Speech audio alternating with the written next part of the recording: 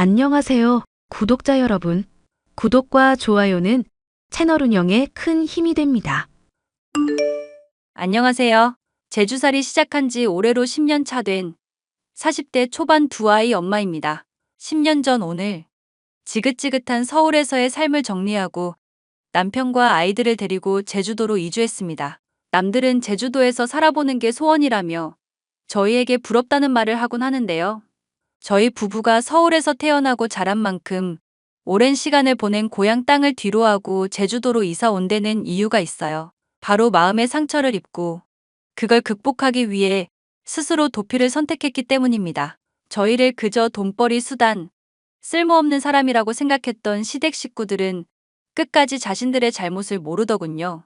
그 모습을 보고 저희 부부도 치를 떨었고 모든 생활을 정리하고 미련 두지 말자며 시댁 식구들과 인연을 끊었답니다. 평생을 시댁 식구들 눈치 보며 제대로 기 한 번 못 펴고 살던 남편. 그리고 그 진흙탕 속에서 남편을 건져준 제 사연. 도대체 어떤 사연을 가진 건지 궁금하시죠? 지금 바로 저희 부부에게 잊지 못할 기억을 안겨준 기막힌 사연 시작하겠습니다. 너 지금 어디니? 도대체 정신이 있는 거야, 없는 거야? 내가 우리 희성이 점심 준비해두라고 했어, 안 했어? 어머니, 저 지금 장 보러 나왔어요. 사거리에 있는 마트에 왔거든요. 어머니가 장 봐두라고 하셔서. 너는 하나는 알고 열은 모르는구나. 내가 누누이 말했잖냐. 사람은 밥심으로 살아야 한다고 말이야. 우리 희성이 공부하다 배고파서 학습 능률 떨어지면 네가 책임질 거야? 어머니, 제가 미처 생각 못했네요. 얼른 들어가서 도련님 식사 준비할게요. 너 처음 봤을 때부터 마음에 안 들었어. 우리 아들 굶겨 죽이려고 작정을 한 게야. 아, 형수님, 저 배고파요. 2시간 있다가 학원 가야 하는데. 빨리 와서 장어덮밥 해달라고요. 아이고, 우리 아들, 엄마가 며느리 관리를 못했어요. 조금만 기다리면 형수님이 맛있는 장어덮밥 해줄 거니까 그거 먹고 공부 열심히 하고 와요. 아, 엄마 그러게 내가 진작에 가정부 드리자고 했잖아. 사람 피곤하게 이게 뭐야. 나 한참 예민한 시기인 거 몰라? 도련님, 지금 바로 갈 테니까 잠깐만 기다려줘요. 금방 가서 해드릴게요. 재료 손질은 다 해두고 와서 금방 차릴 수 있으니까 조금만 기다려요. 배 많이 고프면 냉장고에서 요구르트 꺼내서 먹고 있을래요? 야, 너 빨리 가라고. 우리 아들 배고파서 백가죽이 등에 닿을 지경인데 천하태평이네. 어휴, 이래서 근본도 모르는 것들은 쯧쯧. 죄송해요. 최대한 빨리 갈게요. 여보, 바빠? 점심은 챙겨 먹었어? 먹었지.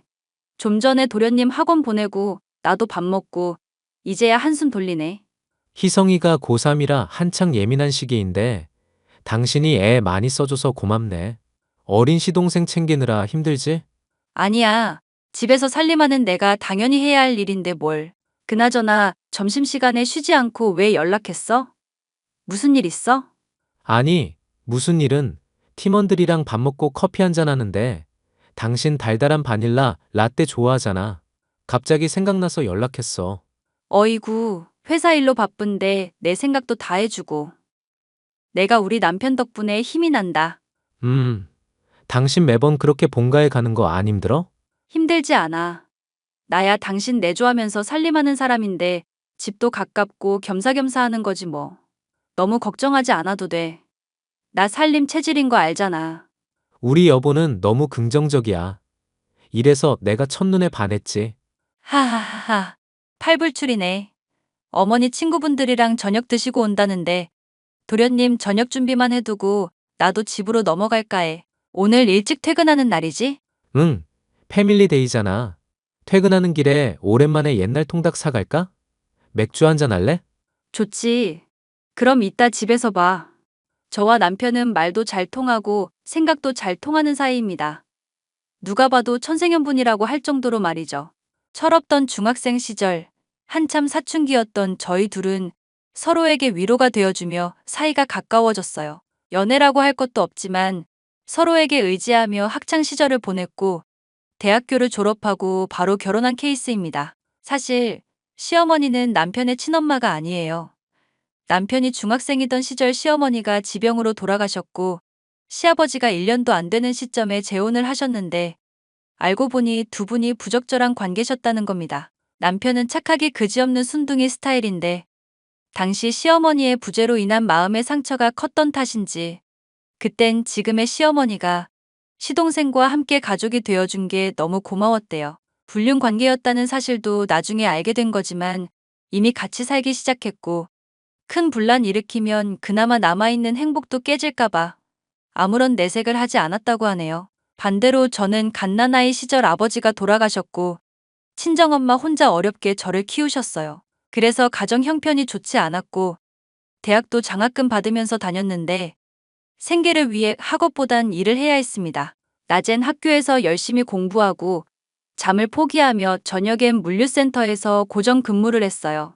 그러다 남편과 결혼을 하게 된 건데 솔직히 없이 결혼했고 시아버지가 거의 모든 지원을 다 해주셨습니다. 어렸을 때부터 저를 봐오셨던 터라 다행히 예뻐해 주셨고 제 사정도 다 알고 계셨죠. 그래서 저는 그 감사함을 잊지 않고 더더욱 시댁에 헌신하며 살았던 거고요. 누가 보면 식모살이 하는 거 아니냐는 말까지 했지만 이렇게라도 갚으며 살 수 있다면 더한 것도 할 수 있었습니다.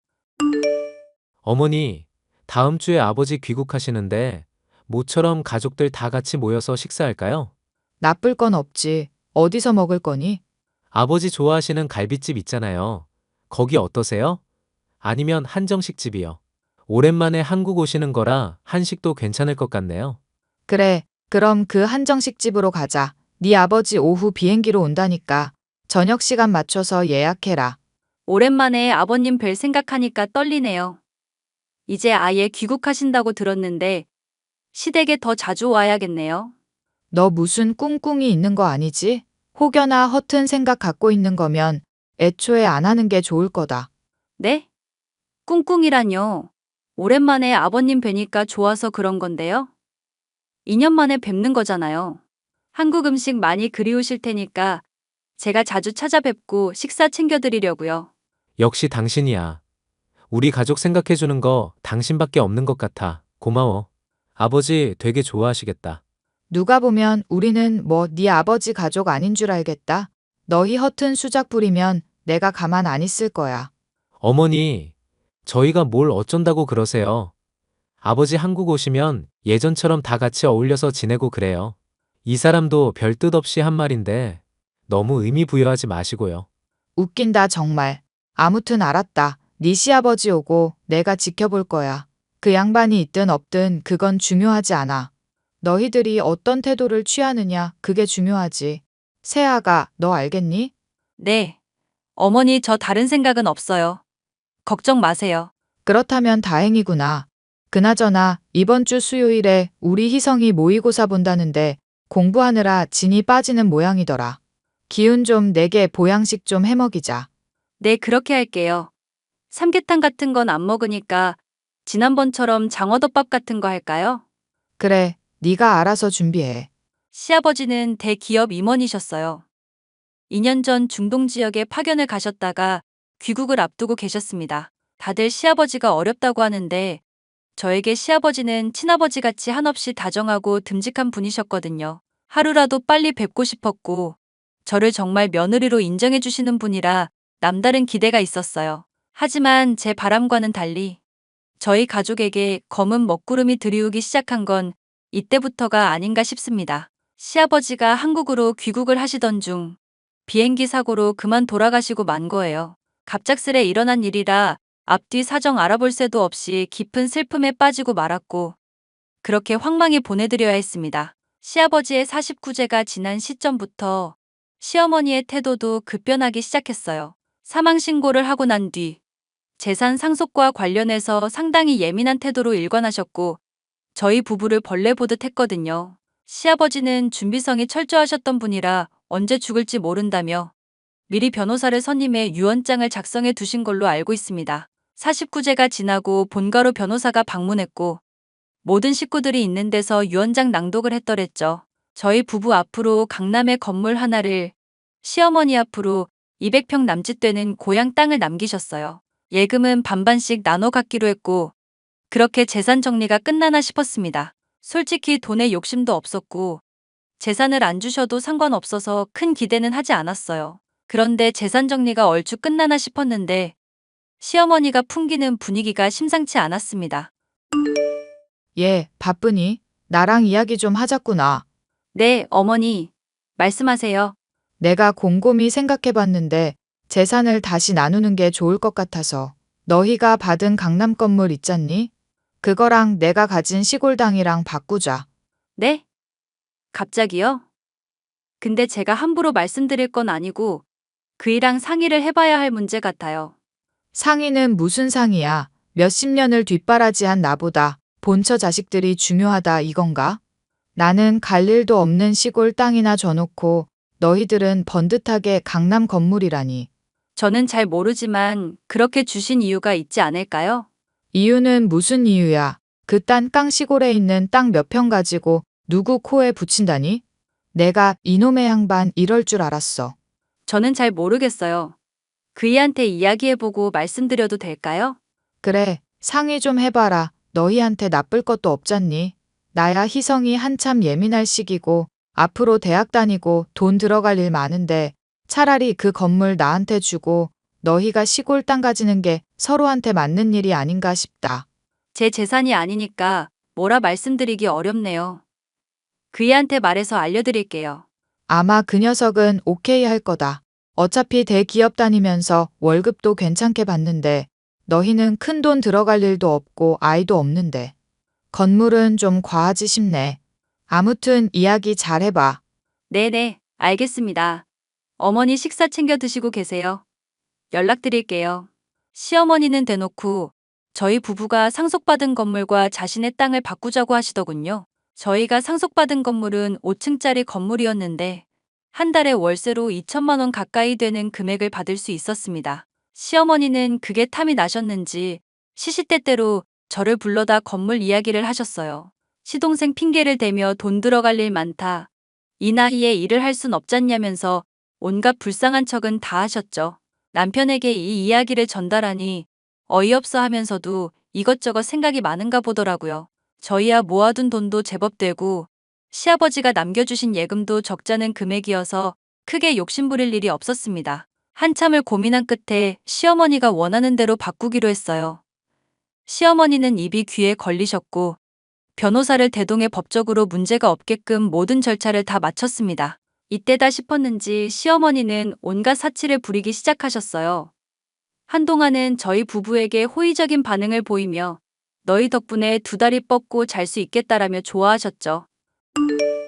당신 후회 안 해? 후회라니? 재산 문제 때문에 물어보는 거야?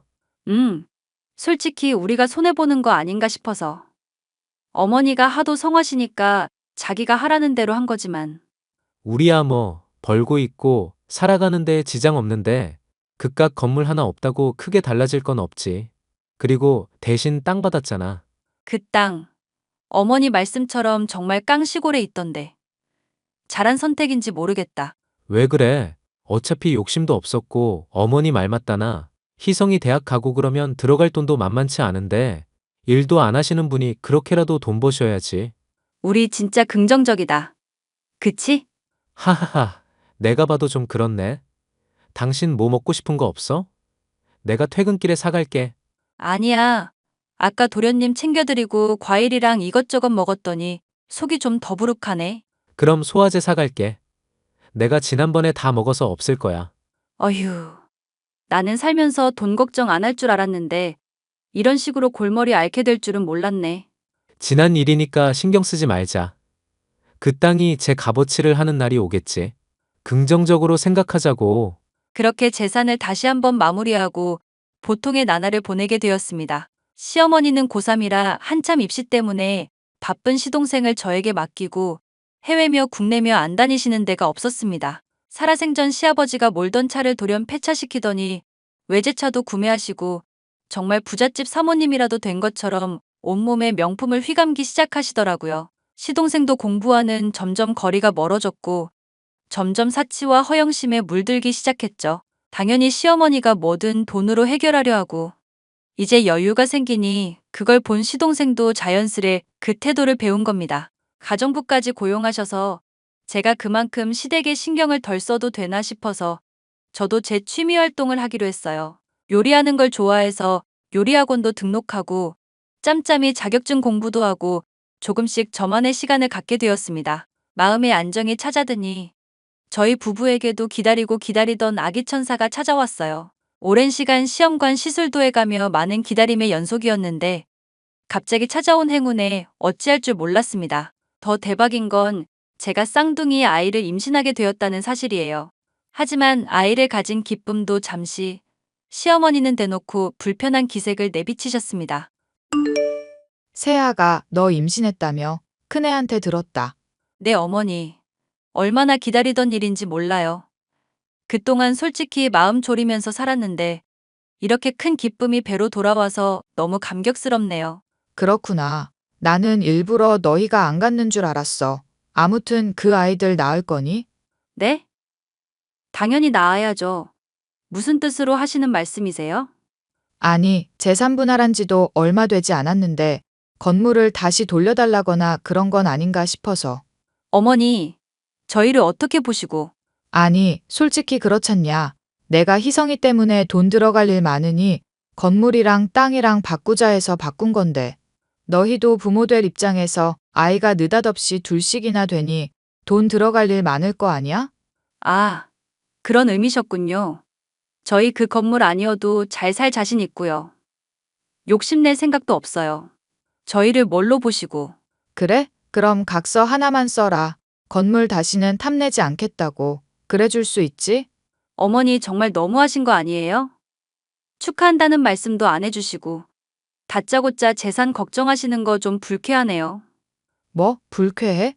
네가 내 입장 돼봐라. 안 그래도 계모라서 시어머니 대접을 제대로 해줬니? 너도 나 은근히 무시했잖아. 네? 그건 또 무슨 말씀이세요? 제가 언제 그랬다고요? 내가 모를 줄 아니? 너 시도 때도 없이 시댁 와서 고생하는 척하면서 그렇게 하면 재산 많이 물려받겠지 싶었던 거 아니야? 어머니, 진짜 이해가 안 가네요. 제가 그런 속물이었으면 진작에 그러고도 남았겠죠. 저희 부부가 그런 생각을 갖고 있으면 어머니랑 재산 정리했겠어요? 그냥 무시하고 갖고 있고 말지. 그건 그렇지. 아무튼 각서라도 써야 내가 마음이 편할 것 같다. 참나, 까짓 거 써드릴게요. 대신 어머니도 각서 써주세요. 혹시 알아요? 저희가 그나마 가진 그 땅도 탐내실지? 뭐? 말이면 단줄 아나. 어머니도 방금 그러셨잖아요. 그리고 이참에 말씀드리자면요. 가정부 고용하셨으니까 이제 제가 살림 안 해도 되는 거죠? 저 아이도 생긴 마당에 태교도 해야 하고 바빠질 것 같거든요. 물론 최소한의 며느리 도리는 하겠습니다. 참나 어이가 없네. 꼴의 며느리라고 생색내긴. 그런 줄 알고 있겠습니다. 그럼 저 가볼게요. 시어머니는 태어날 제 아이들이 본인의 재산을 탐이라도 낼까봐 노심초사하셨어요.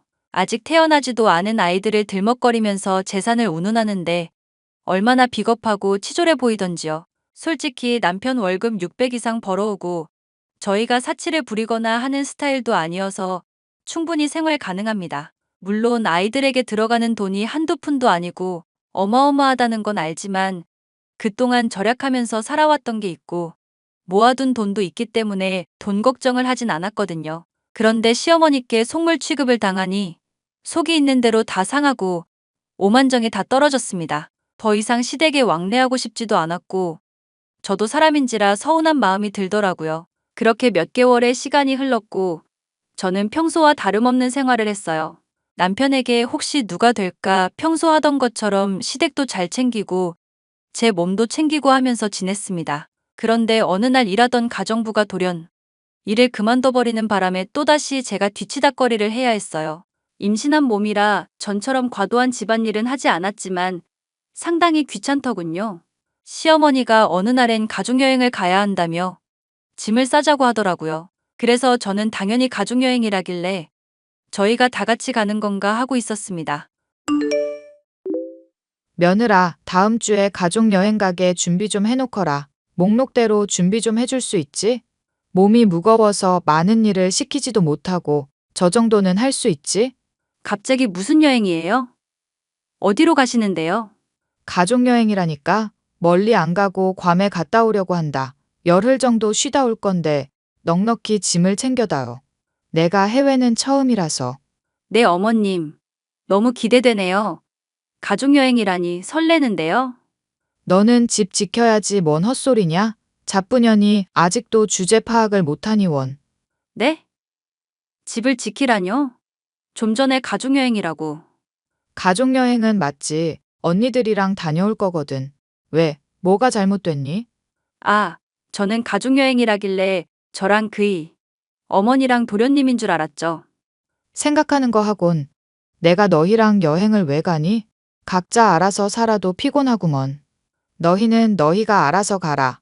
네, 그럴게요. 캐리어 어딨는지 알려주시면 조금 이따 가서 살펴볼게요. 너 상당히 찝찝해 보인다? 아니요, 찝찝할 게 뭐가 있어요. 너같이 살림만 하는 애들은 뭘 몰라. 잡부는 집이나 잘 지키고 있는 게 상책이야. 괜히 해외 간다고 나댔다가 국제 미아된다? 아, 네. 어머니 너무 감사해요.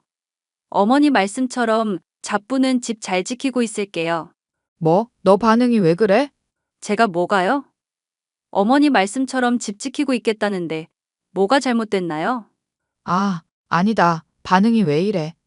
그럼 짐은 대충 분류해 드릴 테니까 캐리어에 넣는 건 어머니가 편한 대로 하세요. 뭐 넣었는지 모르는 것보단 그게 낫잖아요. 그래, 그러려무나.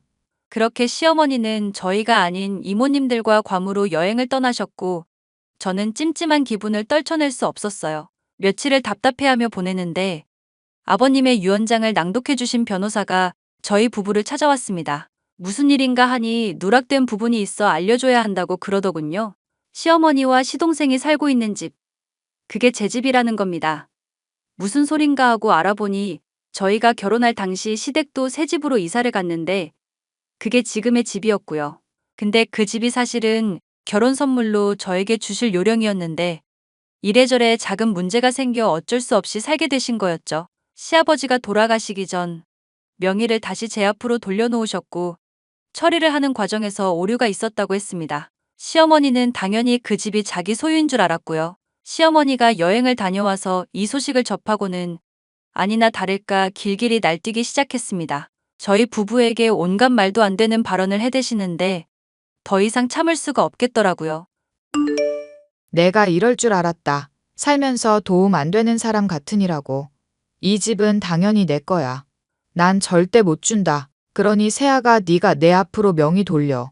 이미 법적 절차 마무리됐다는데 무슨 근거로 어머니 명의로 돌려요? 내가 너 먹여주고 재워주고 네 아버지 뒷수발 들어준 대가라고 생각하면 되지. 진짜 어이가 없구나. 이건 제가 어떻게 할 수 있는 문제가 아니네요. 집사람 의견이 중요한 것 같은데. 얘, 너는 왜 아무 말이 없니? 내 말대로 내일 당장 명의부터 바꿔라. 이게 말이 되는 경우니? 말이 안 되는 경우죠. 특히 어머니요. 뭐? 지금 뭐라고 했니? 어머니가 문제라고요. 아버님이 저 주신 건데 아무런 대가도 없이 제가 왜 명의 이전을 해드려요? 건물이랑 땅 바꿔드렸던 것처럼 가는 게 있으면 오는 게 있어야지. 제가 왜 손해보는 짓을 해야 하죠?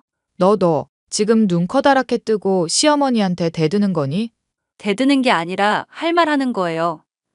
그동안 없이 시집와서 감사한 마음으로 하나하나 다 살펴드리면서 살았어요. 근데 이제는 그럴 이유 없네요. 저도 제 새끼 품어보니 알 것 같아요. 어머니랑 어머니 자식만 가족이에요? 내가 널 가족 취급 안 해줬다. 이거냐? 언제는 하셨어요? 지난번에 저한테 잡부년이라고 하셨죠? 아무렇지 않게 그런 말씀 하시는 거면 평소에 절 어떻게 생각했는지 잘 알겠네요. 잠깐. 지금 뭐라고 했어? 잡부년? 어머니, 지금 이게 사실이에요? 그래, 잡부년 보고 잡부년이라는데 뭐가 잘못됐냐? 없이 시집 왔으면 몸으로 때워야지. 넌 당연하게 한 일 가지고 왜 생색이야? 하, 당신 지금까지 이런 취급받으면서 나한테 아무런 내색 안 한 거야? 아니야, 자기야. 자기가 화낼 필요 없어. 진정해. 나도 소중해서 함부로 못하는 당신을 어머니가 뭔데 잡부 취급을 하는데? 고마워해야 하는 건 어머니예요. 이 사람이 어머니랑 희성이한테 못한 게 뭐가 있어요? 이제 말도 안 되는 그 억지 그만 부리세요. 재산 정리 다 끝난 마당에 왜 그러세요? 너 지금 말 다 했냐? 이래서 검은 머리 짐승은 거두는 게 아니라는데. 그때 보육원에 확 보내버릴 걸 그랬어. 지금 말 다 하셨어요? 와, 가족이길 포기하시는 거네요. 어머니, 지금 당장 나가주세요. 저 집주인으로서 권리 행세를 좀 해야겠네요. 너 이거 갑질이야. 알아? 내가 가만히 있을 줄 알아? 너 내가 어떻게 하나 두고 보자. 한번 해보세요. 저도 당하고만은 있지 않을 거니까요. 그렇게 저는 시어머니에게 퇴거 요청을 했지만 시어머니는 막무가내로 버티기 시작하셨습니다. 솔직히 그깟 집이야 있어도 그만 없어도 그만이었는데 그동안 받았던 서름이 한 번에 터지면서 돌이킬 수 없겠더라고요. 법정 공방까지 간 뒤에야 시어머니는 그 집에서 나왔습니다. 시아버지가 준 집을 함부로 팔거나 할 수 없어서 다른 사람에게 세를 놨고요. 시어머니는 시동생과 주택 하나를 얻어 그리로 이사를 가셨습니다. 그렇게 서로 인연을 끊게 되었고 저희는 건강한 남매를 출산했어요. 남편이나 제 속도 말이 아니었지만 이게 저희의 운명이겠거니 생각하면서 살기로 했습니다. 그리고 그 시점에 남편이 제주지사로 발령이 났어요. 행운은 한 번에 찾아온다고 했나요? 시아버지가 남겨주신 시골 땅이 호텔 부지로 개발이 되면서 20억에 가까운 보상금을 받게 되었습니다. 저희는 재산을 정리한 뒤 아예 제주도에 터를 잡고 살기로 결심했고 넓은 마당에 딸린 주택을 구매해서 이사했어요. 그렇게 시댁과 완전히 인연을 끊어버렸습니다. 지금까지 아이들과 남편 뒷바라지하며 잘 살아오고 있고요. 아이들이 조금만 더 크면 작은 식당을 하나 운영해 볼 생각입니다. 제 버릇 어디 가서 남 못 준다고 그동안 살림해왔던 실력을 되살려 작은 밥집을 운영할 예정이거든요. 지금 시어머니와 시동생이 무얼 하고 사는지 어떻게 사는지 아무것도 몰라요. 관심도 없거니와 알고 싶지도 않거든요. 앞으로도 우리 네 식구 행복하고 즐겁게 잘 지낼 겁니다. 저희 가족 응원해 주실 거죠? 제 사연은 여기까지고 긴 사연 들어주셔서 감사합니다. 여러분도 이런 개떡 같은 시어머니 만나지 말고 좋은 시부모님 만나 행복하게 사세요. 그럼 이만 물러가겠습니다.